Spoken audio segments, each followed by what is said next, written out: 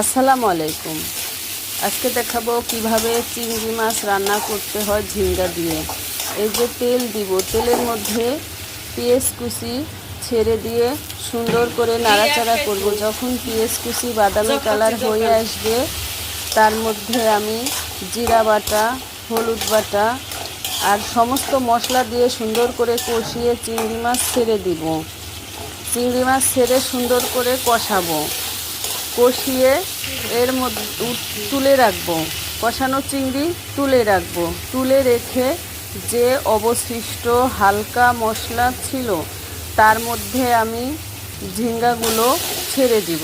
ছেড়ে দিয়ে জাল করব, একটু কষাবো, কষিয়ে জাল করব। আমি এই ঝিঙ্গার মধ্যে জিরা বাটা, হলুদ, মরিচের গুঁড়া, কাঁচামরিচ এবং রসুন বাটা দিয়ে রান্না করেছি। বেশি মশলা দিইনি, হালকা মশলার মাধ্যমে এটা রান্না করেছি। কষিয়ে পানি দিব, পানি দিয়ে এই যে চিংড়ি মাছ যে তুলে রেখেছিলাম সেটা এখন ছেড়ে দেবো। যে ছেড়ে দিয়ে জাল করব। আমার ফ্রিজে রাখা হালকা কিছু ধনিয়া পাতা ছিল, আমি এর মধ্যে দিয়ে দিয়েছি। ব্যাস, আমার রান্না শেষ। আসসালামু